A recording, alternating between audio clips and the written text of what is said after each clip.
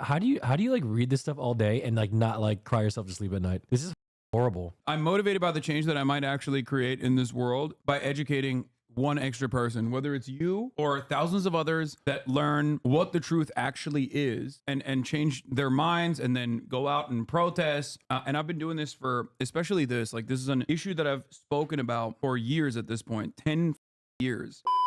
I mean, we're talking about some complex stuff right now. If you want to, yeah, sure.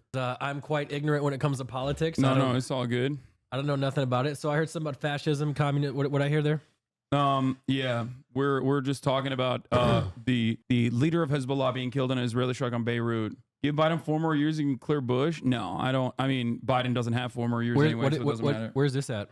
This is Beirut. This is Lebanon. This is Lebanon's capital with 2.5 million people living in it. Well, it's probably a larger number now because a lot of the Lebanese population that was in southern Lebanon have had to escape into Beirut because they thought that would be a safe territory for them. What are they running from? Israel. Israel's bombing out of everywhere. Wait, what? Israel, America's greatest ally, the most important country in the world, the most moral nation, the most moral democracy on the planet, is ruthlessly and mercilessly bombing southern Lebanon, including southern Beirut. What did Lebanon do? They just kind of were there. They happen to be Israel's neighbor. You're kidding. Yeah.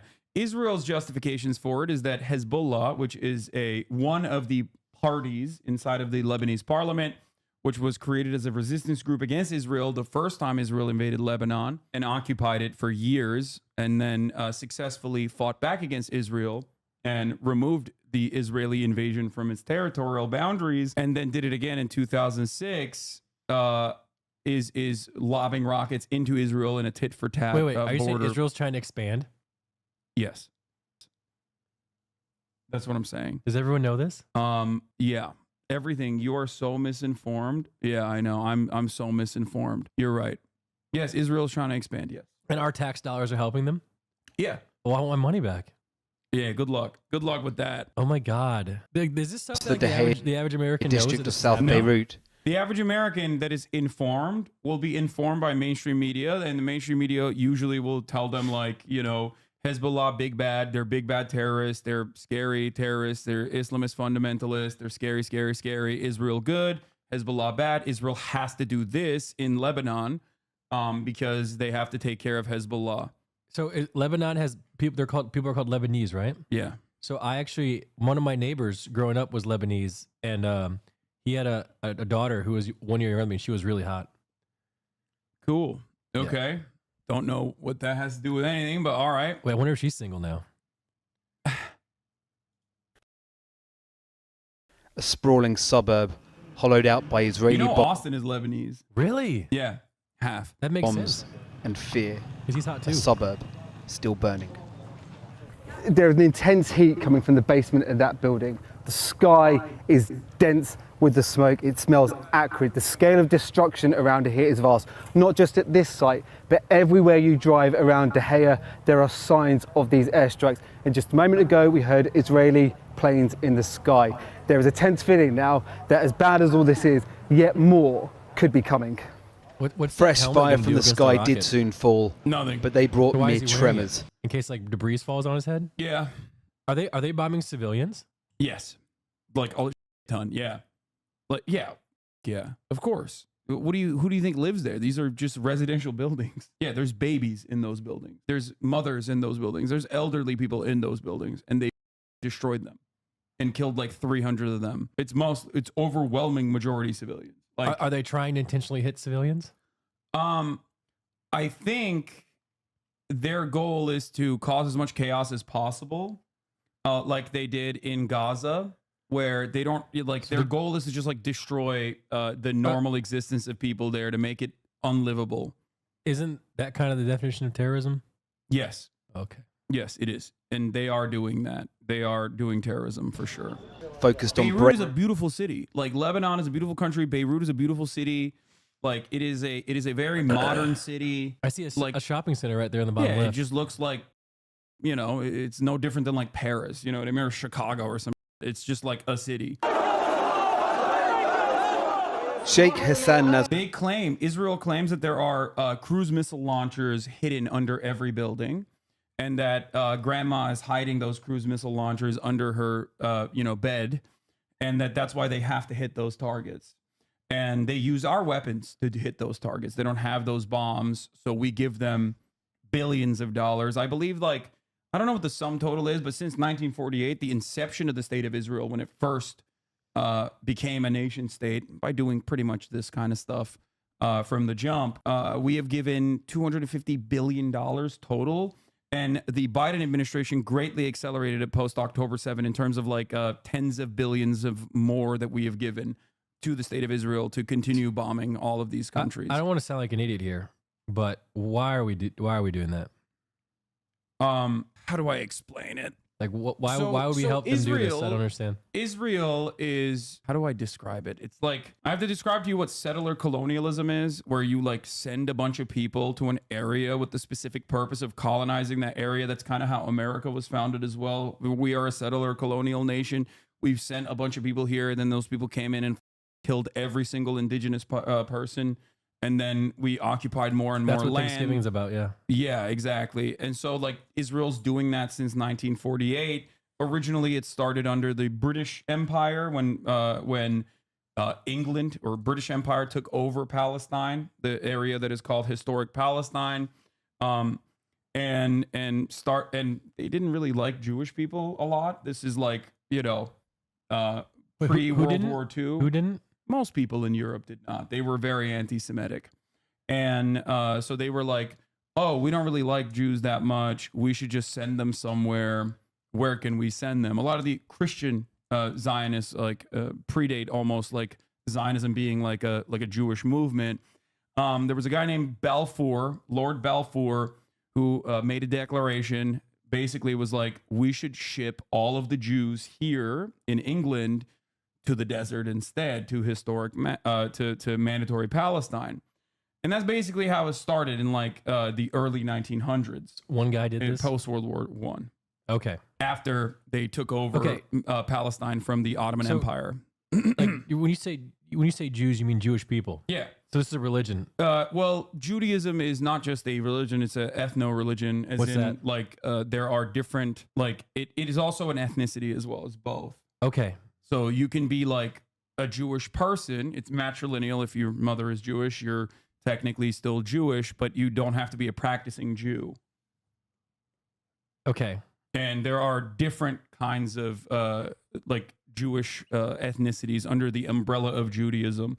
You have Sephardic Jews, you have Mizrahi Jews, you have, and it depends on what region they're coming from originally or what region they lived in historically. This is crazy. This is okay. I did not know this.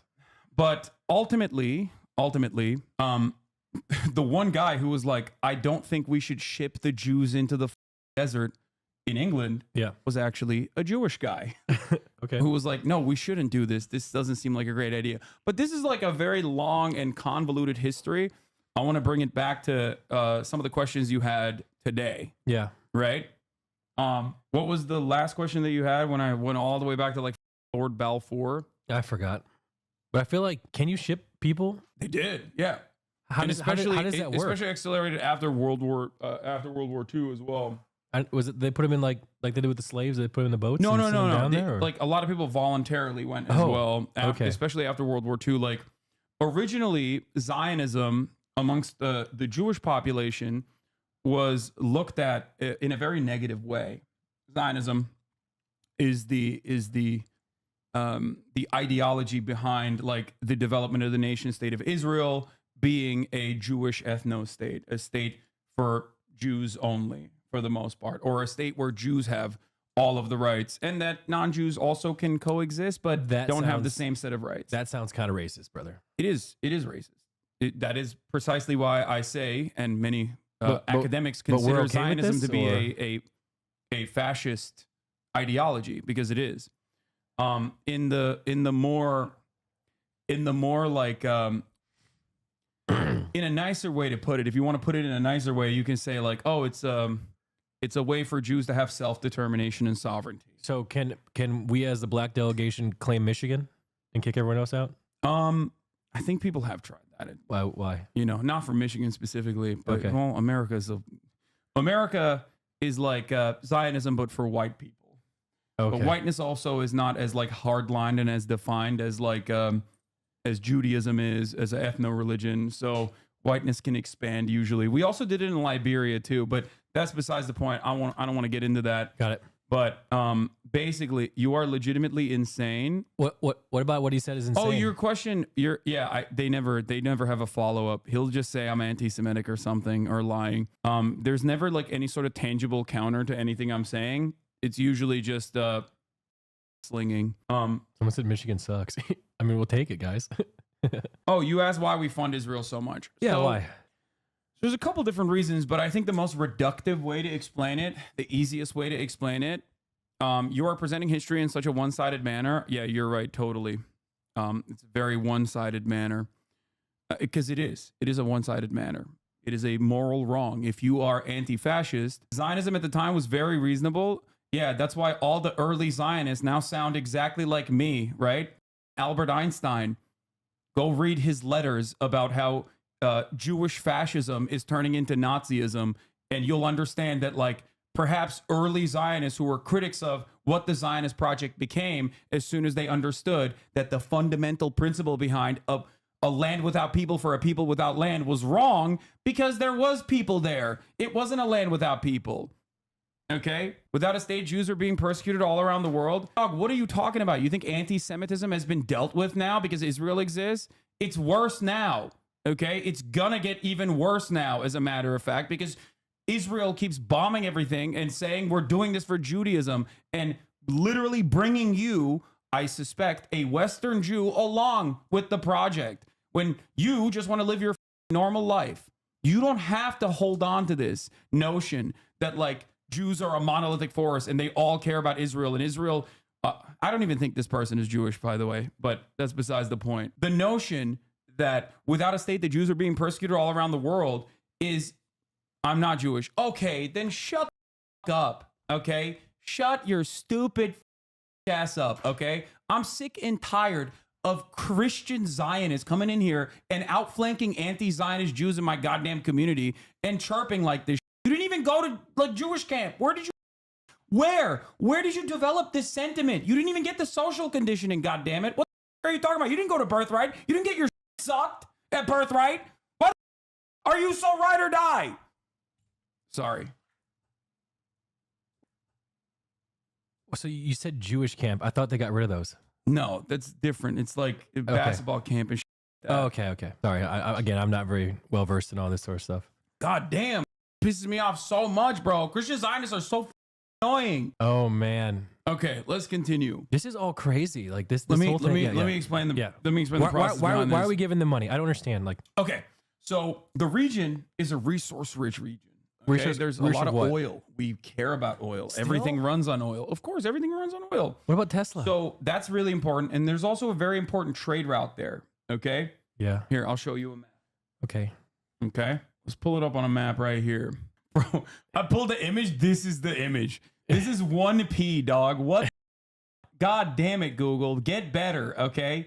Get better. Here, I'll show you. Let's do trade routes. Maybe that's a better map. Let's see. This one works. Okay, thank God. Okay, so this is a trade map. Okay, these are some trade routes. Okay, one of these trade routes, especially if you want to cut directly in from like Asian countries, if you want to cut directly in to Europe, is you have to go through this area. Okay. This area that's known as the Red Sea. There's a lot of countries around there that might have a different perspective than the United States of America. So we packed them all up and we made sure that they had either puppet states that were in control of that entire trade route, or at the very least, at the tippy top of that, you have the Suez Canal. Okay, this is the easiest to secure part of this trade route. It's the final part of this trade route. On the one side, you have Egypt. On the other side, you have Israel. Okay, America needed, and England before it, needed some way to make sure that they have full and complete control over this, over the Suez Canal, to ensure that like countries there don't turn around and go, hey, we're shutting this off. Actually, you really pissed us off, America. I don't like that. We're going to shut the Suez Canal off. Okay. Technically, it's Egypt on both sides. But yes, Israel being there is what is significant. Okay, I understand we need the trade route, but why can't we do what we did in the past instead of giving them weapons, just destroy them? What do you mean? Like we went and took oil from other places. Why would we let these small people tell us what to do? Because no matter how powerful of a country you are, America is kind of doing that already in the region, but like it's still unstable. Why is it unstable? Because Egypt is a massive country. Egypt needs American billions and billions of dollars of money from America. That's why it's a client state. Wait, who does? Who needs that? Egypt. Why? Because they could not exist in the way that they do without America consistently pumping it full of money. However, the Egyptian governance is shaky. Why is it shaky? Because there's a lot of fucking people there that might go, hey man, I kind of don't like what you're doing. I'm going to do a coup. And that has happened in the past in Egypt's history. As a matter of fact, during the Cold War, if we're going to go all the way back there was a lot of allegiances with the other major power in the world, the USSR, Russia. But they suck. They can't even beat Ukraine. Okay, well, that's new Russia. That's an entirely different story. But We have during no the Cold interfere War, anymore. we were afraid that like Egypt might, align with the Soviets. A lot of the pan-Arabic nationalist movements that were forming when countries were being formed, nation states as we understand it were being formed, were like, hey, we'll take our allegiances from whoever wants to support us. If it's not going to be America, maybe we kind of like socialism a little bit. Maybe we want some money and some weapons from the USSR. America did not like that. They were like, no, you could not work with those guys. America defeated the USSR and destroyed and dissolved the USSR. And in the aftermath, they were the only big game in town for many, many years until China came in. But even China is not doing that as much right now. But basically what is going on is these countries are completely captured by American interest, by American money. America gives, weapons to these countries so they can fund their militaries. And, you can use that military to suppress your population if they try to do an uprising, things of that nature. We do tons and tons of information sharing, surveillance, all this stuff, right? So basically, at the heart of the matter is America wanting a ride or die, right? And what is a bigger ride or die than a country that is currently being run by a guy who grew up in Philadelphia? His name is Benjamin Netanyahu, also known as Benjamin Netai. I believe he has some other names as well. May or may not have been an intelligence asset at the time for the United States of America, and also Mossad, which is the Israeli intelligence. What do you mean he grew up in Philadelphia? He just grew up in Philadelphia. And he's the leader of... And he is, yes, and he's the longest running, I think at this point, leader of Israel, yes, the current prime minister. How is that possible? How is that possible? Don't you... He just grew up in Philadelphia. What do you mean? Okay. Anyway, so, he also went to MIT. So here's the thing. All of this makes a lot more sense if you look at Israel as not just like Egypt, a client state, a vassal state, but instead just as an American state, the 51st state, right? Are you saying that they're attacking other countries because we want them to? Yes. So here's how this works. Israel is basically another state of the United States of America. That's the way to analyze it. We say it's sovereign, but it's not really sovereign. Okay, it's completely motivated and controlled, and there's like obviously they have their own territorial ambitions and whatnot, but like ultimately America is the big dog in here in the party. Okay, it doesn't seem like it right now because Biden is a idiot and very very much invested in Israel's ultra Zionist project, but Israel is basically the 51st state of the United States of America. And not only is it a state, I like to say it is it's one of the most important states. Like it's not like North Dakota. You know what I mean? We could get Dakota. Who cares? United Dakotas. Who gives a shit? No one will think about that ever again. But Israel is significantly more important. That's why it gets more money than other American states. So Jesus. That's it. Israel basically is an American state, but in a resource-rich region that has its own espionage facilities. So there's like plausible deniability when they do stuff. You're like, oh, that's a different state. Well, that's not us. Come on, guys. It has its own unsinkable aircraft carrier, basically, in the region that we're constantly giving them all the newest weapons and newest toys that we develop in the United States of America.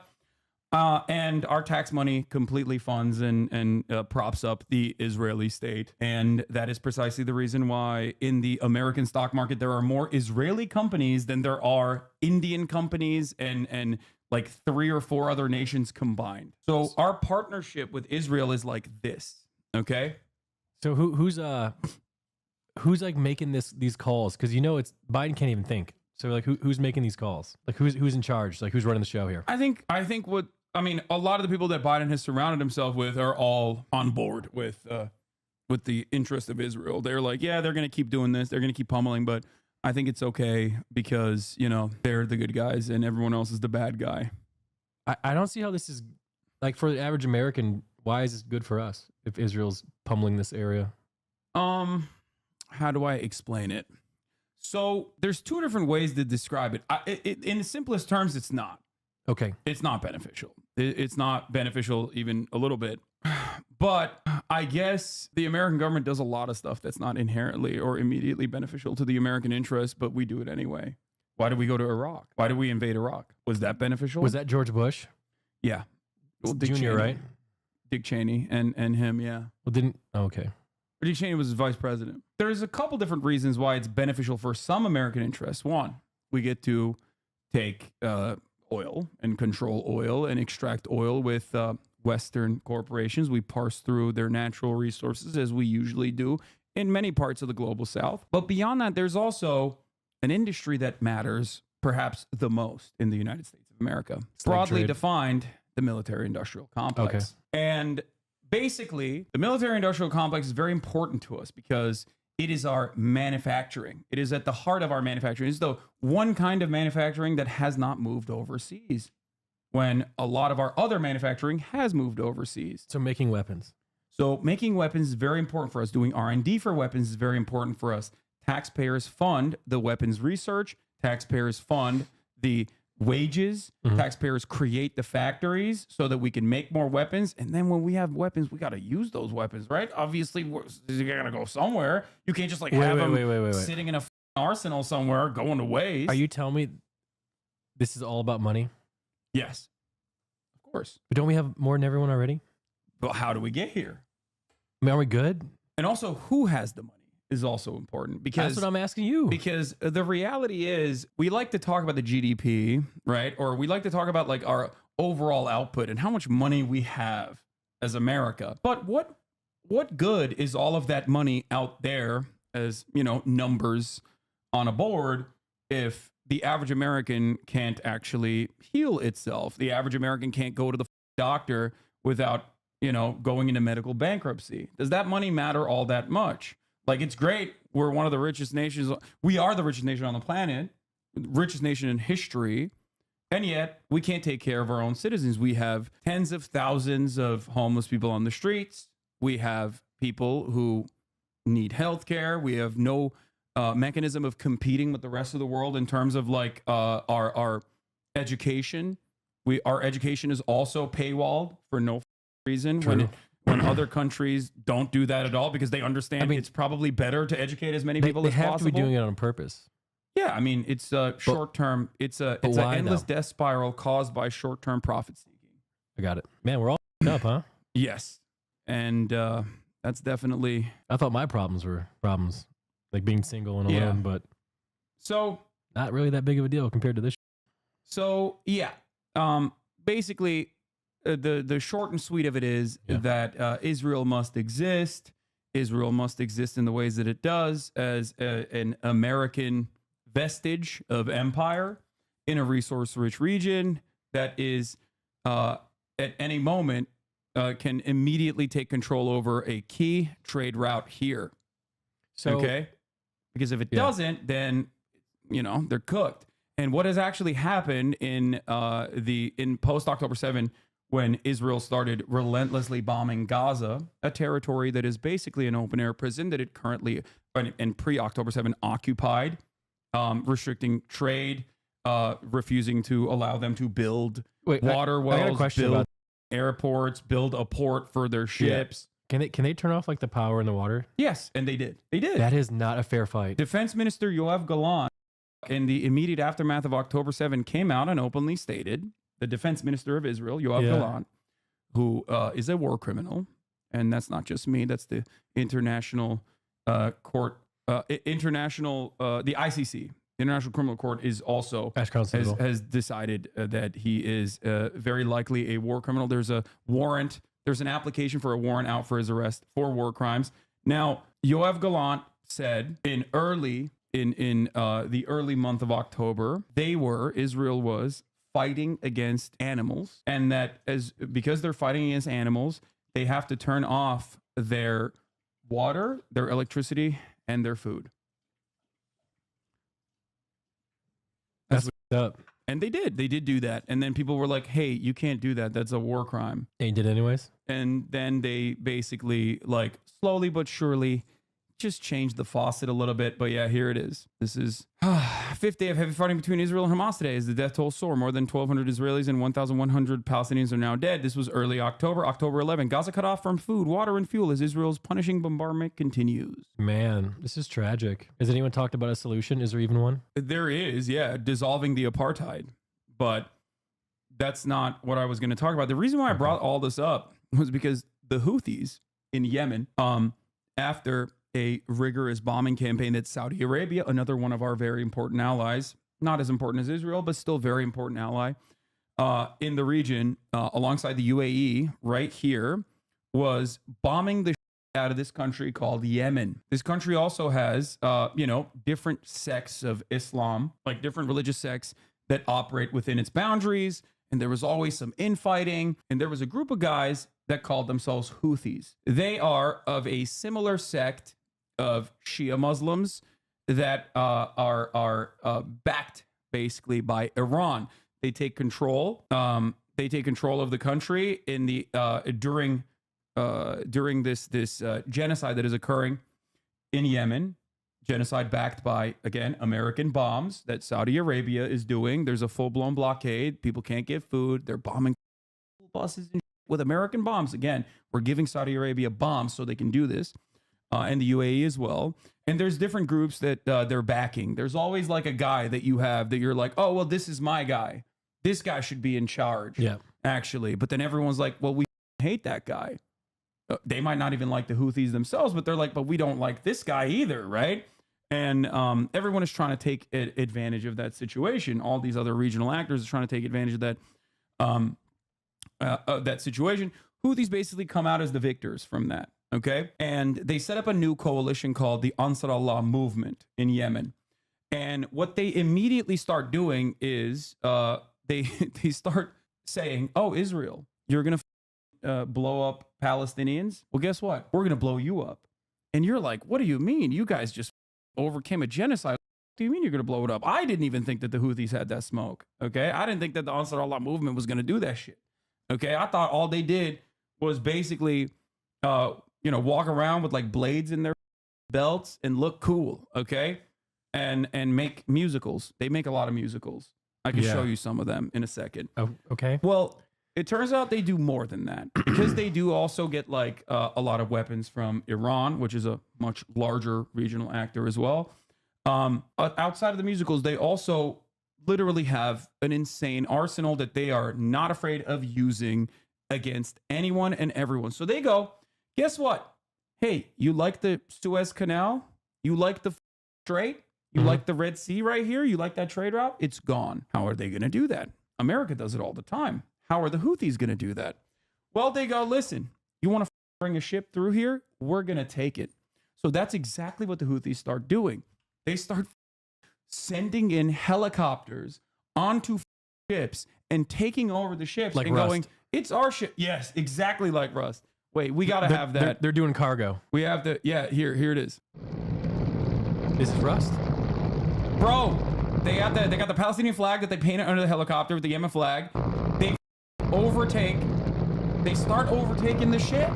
And they're like, guess what, dog? No more trade to Israel. If you're an if you're owned by an Israeli corporation, or if you are actually sending ships to the Israeli port of it's not Eilat, it's the other one that is now bankrupt. But what was the other port? Haifa, right? Is it Haifa? Is Haifa the bankrupt one? Anyway, there's a lot of information. I can't recall all of it. But they go, if you are sending ships into Israel. If you are owned by an Israeli subsidiary, if you're owned by an Israeli corporation, we're going to take over your ship. You cannot this trade route anymore. Guess what, bitch? Our territorial boundary, and we're going to enforce this until you stop doing genocide in Gaza. Because they say it. They're like, listen, we don't like you. We're not a fan of you.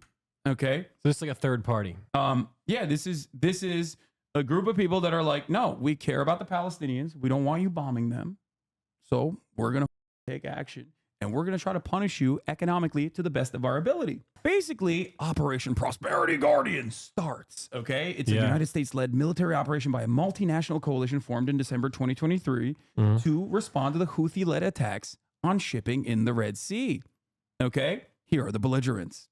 The United States Navy, the Royal Navy, the Royal Australian Navy, the Royal Bahrain Naval Force, the Royal Canadian Navy, the Royal Danish Navy, the Finnish Navy. One of my favorite was the Seychelles Coast Guard that also were like, we'll take some of that piece. We'll take a piece of that action. Anyway, ultimately, this coalition of royal navies and forces got together and they were pummeling Yemen. They were blowing up Yemeni positions where they have rockets or whatever, right? But to the Yemeni people, they were like, dog, death is all we know. We just overcame a genocide. You think this is going to stop us? I'm going to make more musicals now. So they did. And they started bombing American military ships, Navy ships. They even recently, and this was like kind of reported. I'm not entirely sure, but I think they might have even targeted the naval vessel for refueling the other naval ships in the region. They had to literally tow that away. But they're not afraid. Basically, and I'm going to show you this. Here are the Houthis hammering 3 U.S. warships with 23 ballistic missiles and drones from the Red Sea after the Tel Aviv attack. And I'm going to run the 3-minute ad break right now, and I'm also going to pee real quickly. Okay? I'll be back in a second. You watch this. Okay. So this is going on, like, right now. Is it embarrassing to say that I had no idea this was happening? Like, no one told me this.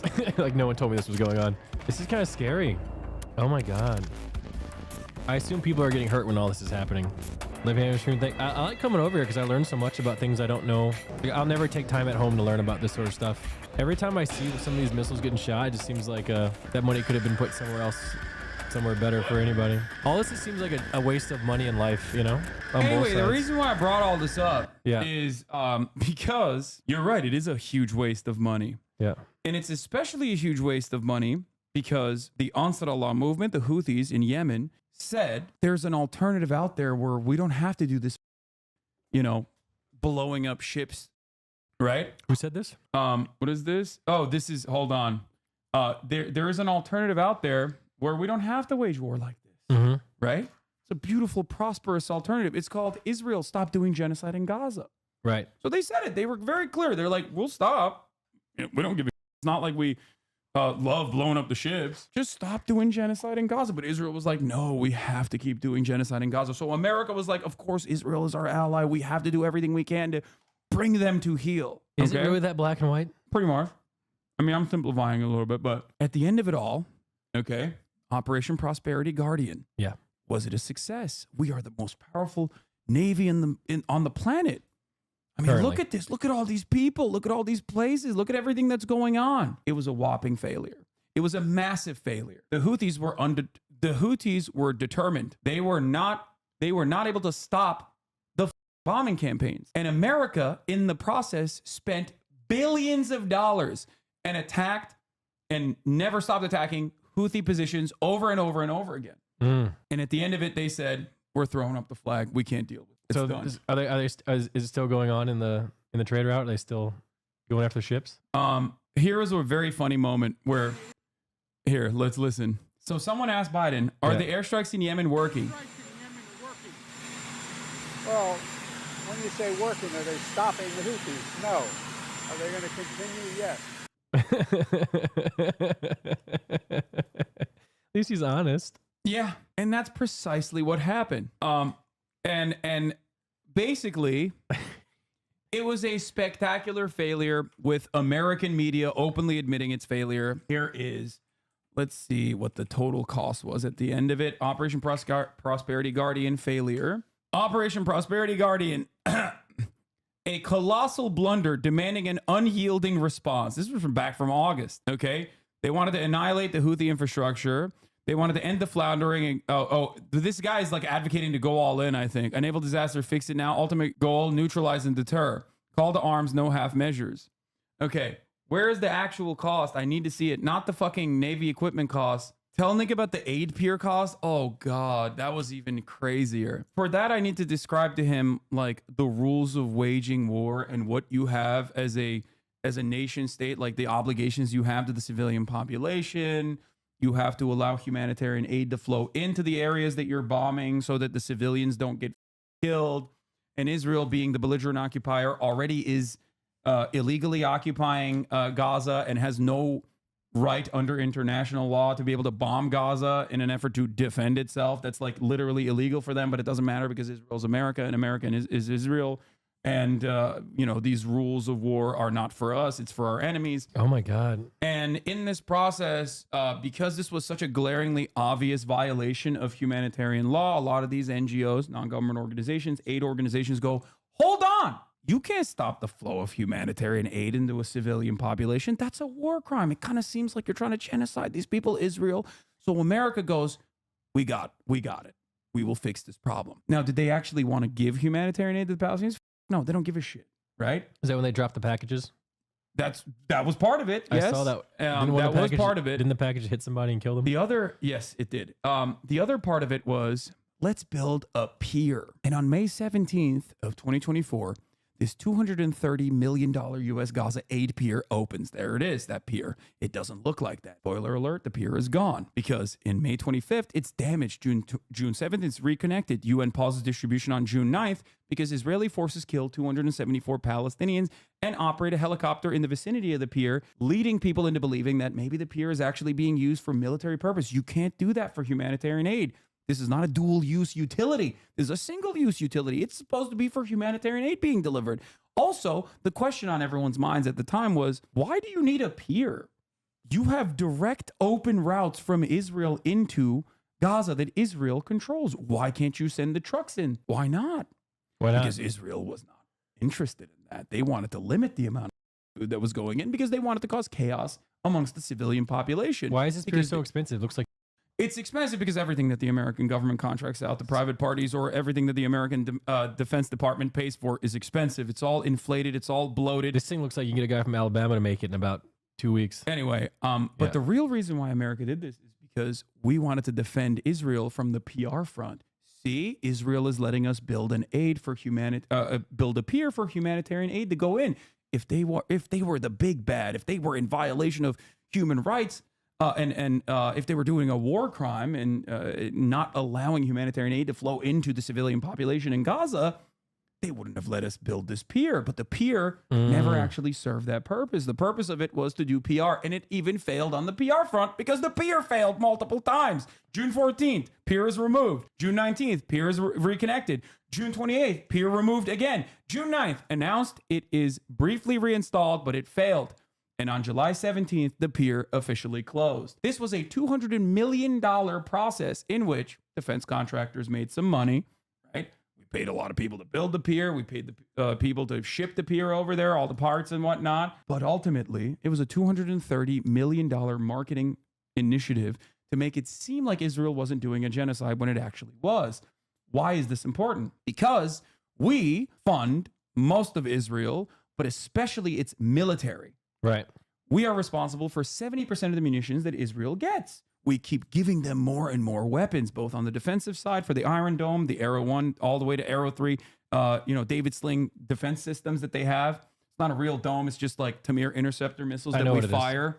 Okay. It's very cool tech. Yeah, I know. We also were responsible for building it, but we don't give it to anybody else other than Israel because Israel's the best. So, and Israel refused to let Ukraine have it because Israel's the best. Anyway, at the time when Russia was invading Ukraine, Ukraine was like, hold on, I'm Jewish. That's what Zelensky said. I love Israel. Am Israel Chai. Can I please get the Iron Dome? Benjamin Netanyahu said, no, you cannot get the Iron Dome. Is it up to him? Everything's up to Benjamin. Benjamin Netanyahu. He can do whatever he wants. Anyway, Oh my you're God. You're forgetting. Yeah. Israel's the best. It's the most moral Okay. nation. It's the only democracy in the world. 51st state. Yes. Okay. So we love Better than Israel. America. Am Israel high. Okay.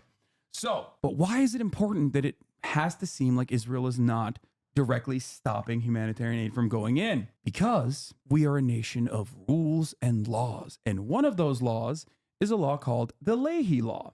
This law indicates that it is illegal for the United States of America to continue giving weapons to an ally if that ally is in violation of human rights. Oh. And this is a clear-cut definitional violation of human rights. It's a Jim Leahy law. Here is the problem. Yeah. If they're directly violating that law, then we're doing something that's illegal in our own books. We can't do that. So what did the American State Department do? Change the law. I don't know. No, they didn't change the law. They basically just said, oh, no, they're not doing that. They're not violating the law. Up. Now, recently, Okay. ProPublica, phenomenal investigative reporters, found a memo from USAID, U.S. Department of Aid. Okay, it's another wing of the CIA. It's another wing of the State Department, and basically, this memo showed, and this memo was sent. It's a 17-page memo that was sent to Antony Blinken that Israel was deliberately blocking humanitarian aid to Gaza. Two government bodies concluded this in their report. And Antony Blinken, you're so biased, it's disgusting. I know, I'm so biased. Like, I mean, the thing I'm is- so biased because I'm not lying. Like, that's what it is. How can Okay, you be you want me to biased? just Like- lie, I think. Either it happened or it didn't. All right. So how's it biased? Exactly. These Like, people, did this happen or not? these Like, people there's no bias here. they never have a counter. They just go, you're biased, you're anti-Semitic, move on. Okay. Anthony Blinken said this memo. Who's Anthony Blinken? Anthony Blinken is the head of the State Department, Oh, Secretary of State. got it. He's in charge of like everything. Okay. He's in charge of like all of our, he's one of the most significant, most consequential aspects of America's foreign policy. Did he get elected or appointed? Appointed. He is a demon. Anyway, so there's documented evidence, but I'm biased for saying that there is documented evidence. Anyway, so U.S. Agency for International Development, USAID, okay, delivered his assessment to Secretary of State Antony Blinken, and the State Department's Refugees Bureau made its own stance known to top diplomats in late April. But Antony Blinken was just like, nah, it's fine. It's not happening, and refused. And then further lied to Congress officially in like official meetings that he had with Congress, consistently and repeatedly lied to them and said Israel's not violating human rights, and Israel's not stopping the delivery of humanitarian aid. The problem is Israel was doing that in such a glaringly obvious way that we didn't need a memo to know that.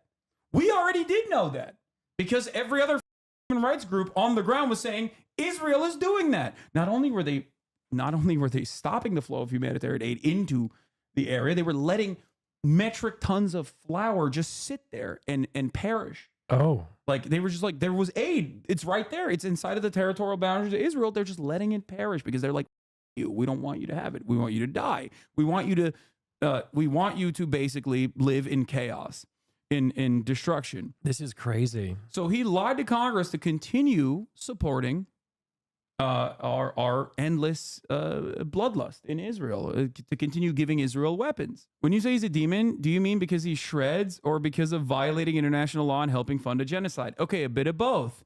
Good question, chatter. Anthony Blinken is also known is for that him? shredding. That's him right there, baby. World will know what it's all about. You know This is I'm a joke, him. right? Everybody knows I'm him. No, I'm him. Who? The devil? Is that what he's singing about? Yeah, I mean, he's had a couple different tasteful moments, such as this one. So Israel wasn't just denying humanitarian aid from entering Gaza. Israel also was killing humanitarian aid workers at a rapid clip. They just kept killing humanitarian aid workers. And there was a very famous moment called the Flower Massacre, where Israel allows some trucks to go in, and then they shot at the trucks, causing chaos. And then the trucks like ran over people. They shot at a lot of the people that were trying to get the aid from these trucks. Then Gaza, like the Gazan officials, said, okay, we have a police force. What the are we doing? We might as well use the police force, whatever remains of the Gazan police force in terms of civil governance. So the Gazan police chief was like, we are going to do a single file line. We're not going to let chaos happen. when we are trying to get aid out, we're going to do this responsibly. So they brought forward the internal, civil police force in the region to deliver the aid to everyone. And they were in a single file line. People were receiving aid all of a sudden. The next day, Israel killed the police chief. Literally the next day, and then said he was a Hamas terrorist. This is just one of the forgotten aspects of Israel's bloody campaign over the course of the past 12 months. It's just one. I'm just giving you like a Sunday. You know what I mean? Just one. It's not even, this doesn't even hit the top of the line in terms of like the ruthless efficiency in which they have slaughtered everyone. And also on top of that, have mercilessly destroyed all the buildings and made it uninhabitable. Gaza. Is it just rubble now? Yes. I mean, how many people are left, man? There are millions of people displaced. The total number of people that was living there is like 2.5 million. There are 42,000 people that they confirmed killed directly with rockets and directly with like shooting them and killing them. The Palestinian Health Ministry calculates the direct Israeli kills separately. The number that you hear is usually around 42,000. The number of death and the number of casualties is so much higher than that. They've maimed so many people. They've blown people's arms off, blown people's eyes off, all this stuff, right? So basically, that number is actually very small in comparison to the much, much larger death number because, for example, Dropsite News actually interviewed my friends over at Dropsite News actually interviewed, I think, like the chief medical like the chief of the health bureau, whatever remains in Gaza. And they were saying that like the actual death toll is significantly larger because there's so many people dying of, there are people dying of starvation, of course, there's famine in North Gaza. But beyond that, there's a lot of people that like have cancer, for example, but they can't get their cancer treatment. Why? Because Israel is occupying the only cancer ward that remains in Gaza. Israeli military is using that as a battleground. So they can't get cancer treatment. So they die of cancer, but that doesn't even log in as like a direct casualty of Israel's bombing campaigns. If you want to see what the before and after looks like, here is, this is, by the way, this article is more than 10 months old at this point. Holy, it's even worse than that. This is what it looked like before Israel, and this is what it looks like after Israel. Is this all of Gaza or just a portion? All of Gaza is like this now. They did this in the north first, and then they slowly moved to the center, and then they moved into the south. Now, you ask an interesting question, because there was a red line. Rafah is the southernmost point of the Gaza Strip. Rafah has a direct entry point into Egypt. Egypt is a separate country, right? But remember, I told you Egypt is a client state of the United States of America. Basically, what happened is Biden was like, well, you told everybody to leave northern Gaza and go to southern Gaza to Rafah. That's supposed to be a safe zone. So Biden accidentally said something very important. My red line is an invasion of Rafah. Do not invade Rafah. That's my red line. And at the time, Biden was actually also like, he had stopped one of the countless amounts of weapons that they were sending to Israel. One, Israel was very mad about that. They were like, how dare you do that? Here is Biden's red line after Israel, of course, immediately violated that red line and invaded Rafah. We lied. We kept saying to the American public, they're not invading Rafah. It's a special military campaign. This is what Rafah looks like before. This is what Rafah looks like now. They leveled it. Jeez. Yeah. And Biden said that was the red line. That was the red line, but he never enforced it. They never enforced it at all. Of course. Why would they enforce it? And throughout this entire 12-month process, which is now nearing its 12th month, it's officially about to be a year. Yep. In a couple of weeks, Biden kept saying, we're tirelessly working for a ceasefire. Tirelessly. Around the clock. There's Israeli hostages inside of Gaza. Israel is killing them because they keep bombing the strip. And there's hostages under the rubble. They're dying too. Israel's killing its own hostages. And throughout this entire process, they're like, we're just working tirelessly. We're so mad at Israel. Arr. But every time Biden says, don't do this, Israel does it anyway.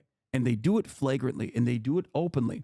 And in the process, they also get one other assurance. America's never going to stop them And America is actually going to keep giving them more weapons because America says, don't do this. Israel does it. America turns around and gives another $9 billion worth of weapons to Israel the next day. That's this kind of happened embarrassing. This past week. This happened this past week. Yeah. Why don't we put our foot down? Is it because we really don't actually care? This is the most complicated answer of the entire equation beyond what I just explained to you. It's like, it doesn't make any sense. Like, enough is enough, right? It's really embarrassing for America. America's losing its soft power capabilities. America can't no longer dictate the rest of the world in the same way because they can always be like, oh, really? You think Russia is doing a bad job? Well, how about Israel? That's what many people are saying already, right? People that are aligned with Russia. Make no mistake, what Russia is doing is also unjustifiable. They're doing America in Ukraine. But the problem is when you can't rein in your attack dog, yep, dog's off the leash. Then when your dog is off the leash and you just keep giving your attack dog more meat to grab onto, ultimately, people are going to look at that and go, well, I don't know if I believe you, man. I don't know if I believe that you want to be you are ready to be the world police. It seems like you are not. You're weak.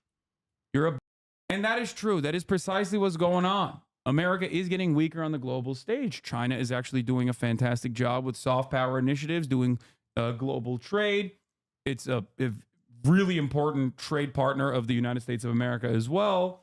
And as that's happening, more and more countries are going, okay, well, I mean, I don't know about these Chinese guys, but like at least they didn't enslave my people. Like, African nations are like, well, we got on the one side, we got countries that have historically enslaved us, countries that still control our banking like France and England, and countries that have enforced like rigorous and rigid austerity measures by giving us some loans from the World Bank and IMF, and then immediately implementing ridiculous austerity measures so we can't even fix our country. You're keeping us poor. China, on the other hand, is like, we got money. I'll give it to you. And I'll even let go of the loans that I'm giving to you. You want to build a port? Let's go. Let's build a port. You want to build railroads? I'm down. In that process, these countries are like, okay, well, I'm going to go work with China. America sees that. They don't like it, but they're losing their grip of power around the planet. So they are desperately clinging on to whatever ally they have in the region, Israel. How does China feel about this whole Israel-Gaza stuff? Do they make any statements about it? I mean, they keep saying Israel should stop killing Palestinians or whatever, but overall, China also deals with Israel. China gets surveillance technology from Israel. Israel has what is known as the Pegasus system. It is the most technologically advanced surveillance mechanism known to man. It's so good that the American government actually said, Israel, you can't do that. Why? Because it can break into anyone's phone. Anyone's phone. This is real? This is a movie? Yeah. No, this is real. This is not a movie. As a matter of fact, it may or may not have played a formative role in a lesser known chapter of our lives in America, where MBS and our boss, Jeffrey Jebediah Bezos, had a little bit of a back and forth, a little bit of a beef, as a matter of fact. Jeffrey Bezos buys the Washington Post. There's a Washington Post journalist who is, kind of an American security state asset. His name is Jamal Khashoggi. Jamal Khashoggi is constantly shitting on MBS, constantly shitting on Saudi Arabia. Saudi Arabia says, hey, you should come to the consulate. He comes to the consulate in Istanbul, in Turkey. They chop him up. They put him put him in a barrel. Jeff Bezos is like, what? Yo, that's not cool. Why would you do that? That's one of my journalists. Yo, that's up. Anyway, comes out that Jeff Bezos is cheating on his wife. How do we find out? Well, MBS may or may not have literally hacked his phone directly. They can do it from anywhere? Yeah, they hacked his phone and they leaked his shit. And anyway, Jeff Bezos, obviously being such a powerful person, basically packed it up. But at the time, America was like, yo, this technology is crazy. It is way too it is way too invasive. You can't have that, Israel. And then they were like, but also we can have it, right? Please give it to us. Did we get it? Yeah, we use it too. Everybody uses it. A lot of governments. Wait, so my phone's not safe? I mean, if they, I think they have to like get you to click on a link or some. But yeah. So anyway, but it never really was. Yeah. Moon, I'm coming, buddy. No, I'm just kidding. So yeah, it hacks iPhones too, and iPhones were supposed to be very secure. Obviously, that was a joke. So I work in cybersecurity. They have no-click RCEs, which means they can do it from anywhere. I know one where a message gets sent to you and they get full control without clicking a link. Okay, I didn't know that. So the original exploit was a no-click. No, it requires no user interaction. I didn't know that it was 0-click. Okay. Anyway, why was I talking about this? Because China also, you know, has some contracts with Israel, right? But for China, they are kicking back and enjoying the show because America's influence around the globe is waiting. Everyone is looking at America and be like, "You're doing insane genocide. Stop it! Stop it now!" And they're like, "Oh, we want to stop it." And then Israel's like, "To America, I will do whatever the I want." So that makes America look weak. So if you're China and you're you know kicking back and just doing trade, Let the fire continue. and yeah, why would you put out that fire? You don't have to do anything.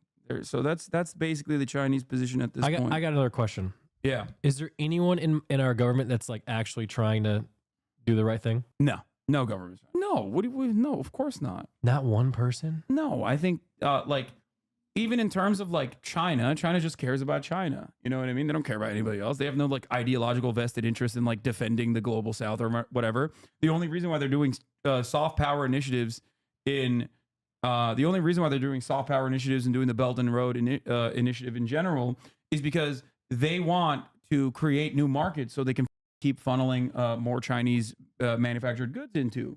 Because like the rest of the world needs to develop so that they can sell more product to the rest of the world. It's a good thing overall for them. So that's part of the reason why they're doing that. They're developing these places because they're like, we don't care. We don't have to just sell to America. We'd sell to you too. But in order for them to actually purchase these goods, they need to develop to a certain degree. I think Hasan misunderstood. Wait, what was your question? I'm just wondering if there's anyone in our government that's like, Oh, there are some like, hey, people. stop. I mean, there's Rashida Tlaib. Rashida Tlaib is literally Palestinian, but our government censured her for saying from the river to the sea, Palestine will be free. They censured her. They used wait, what word are you using? censure. It's like censoring. They told her to shut up. They punished her aesthetically. Oh. Because she said from the river to the sea, Palestine will be free. An emancipatory slogan. It's like saying Black Lives Matter. And then someone going, actually, that means you want to kill all white people. And we've all collectively decided as a society that that's what that means. And if you say that, that's what you mean, actually. You piece. You're actually censured now. That's precisely what happened. Oh. There are some that are good. I got a dumb question. What? Do you know how you're saying back in the day, like, you know, everyone was like, hey, Jews, you go to this Israel place and, start over. Whatever. Is there any way, like now we can take people from Gaza and put them in a different area? Well, that's what Israel wants to do. That's called ethnic displacement. But didn't that already happen to them once? It's also genocide.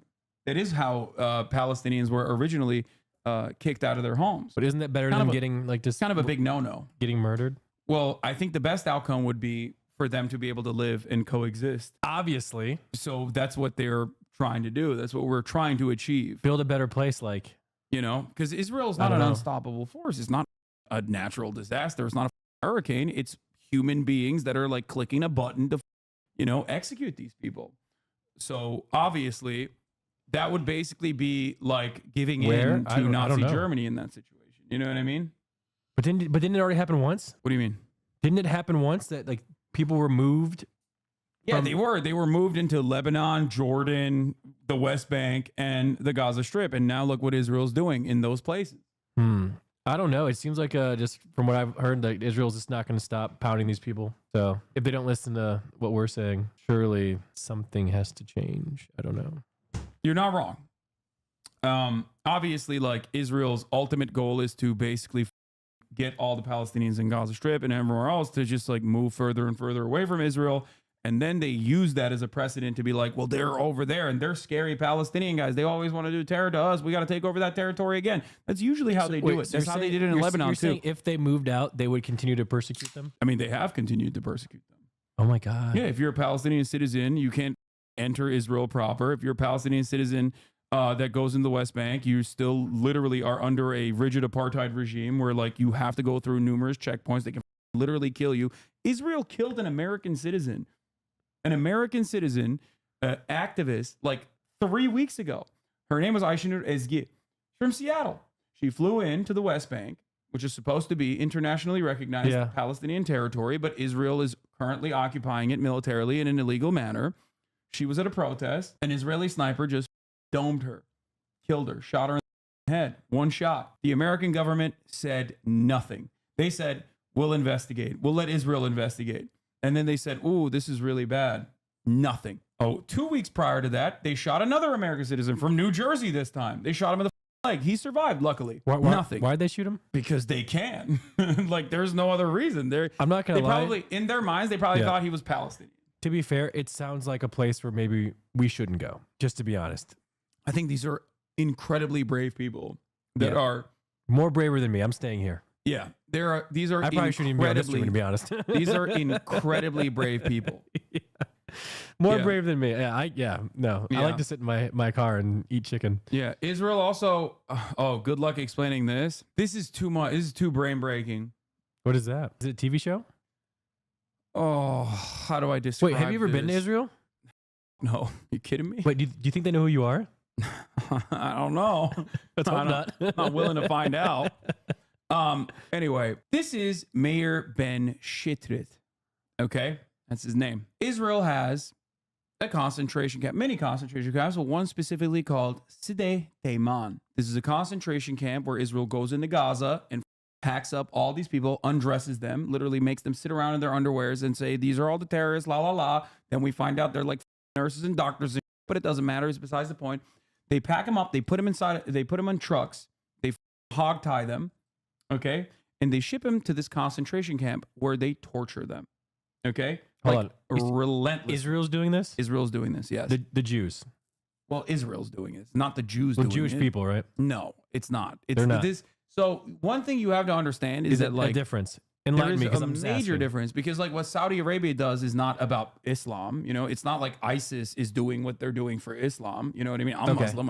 I don't those guys, but either of those guys. You know what I mean? But isn't Zionism? I'm so confused. It's understandable that you're confused in this circumstance because like so Israel's both not Jewish. The Nazis who hate Israel or love Israel doesn't matter. That believe that Israel must exist or believe that Israel must go away and that Jews control the media or whatever. Like both the Nazis and Kanye. And also Israel and Kanye.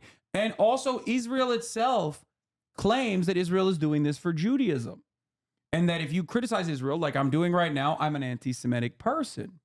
So because of that reason, a lot of people like yourself get confused. You're like, so the Jews are doing this? No. These people are not doing this for Judaism. Yeah, obviously, yes, the military is by and large Jewish. There's some Druze people, there's some Arabs, whatever. But like, they're not doing this for Judaism. So but they're using it as a veil. They're using that as a defense mechanism. They're using that as a defense mechanism in the West to propagandize their position to be like, no, you don't understand. We're doing this for Judaism. All Jews care about this. They only care about this. Got it. Except for the Jews that are anti-Zionist. Many of them are in this community. They call them anti-Semitic and call them terrorists. But that's besides the point. They're doing this for, they're doing this for... Bro, this is like multi-layered and extremely complicated, and I'm kind of scared. It's actually not. It's very black and white when you think about it. But like, obviously, I'm trying to give you as much information as possible on the back end so that you at least are a little bit... Kanye was wrong then.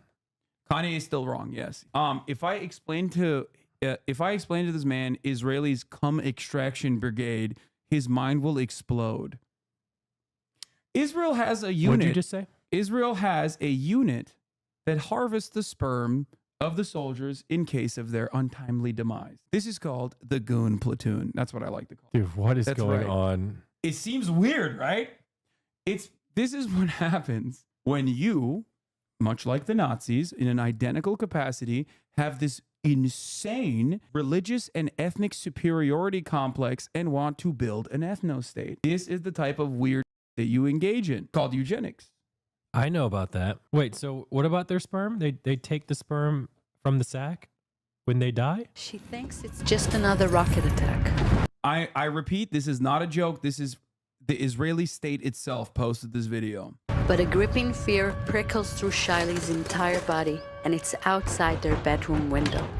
Her husband, Yahav, fights the danger as Shiley runs, leaving everything behind to protect their baby, Shaya. She clings to hope that she won't need to raise their newborn alone.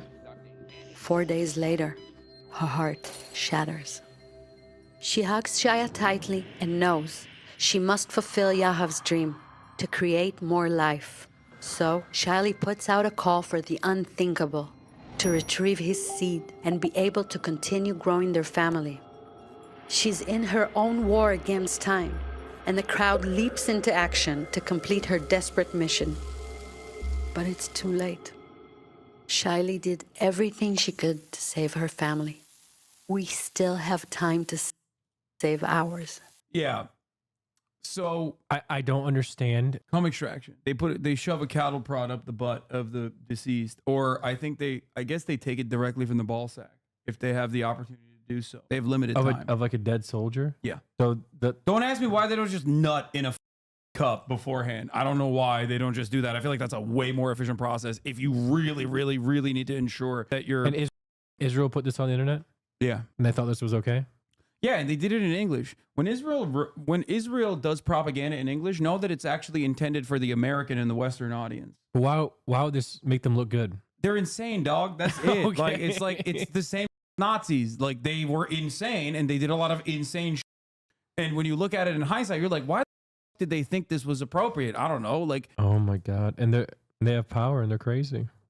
Here's a really famous, prominent example. This man right here from, I believe, Brooklyn or Long Island is a fantastic example of how the settler process works. This is in East Jerusalem, which is occupied by Israel, but there are a lot of historic Palestinian homes there. This is one of those historic Palestinian homes. Jacob flew in from Long Island, to East Jerusalem, and basically took over someone's house, literally. You are stealing my house. And if I don't steal it, someone else is gonna steal it. No one is allowed to steal it, ya ammi. This guy? Yeah.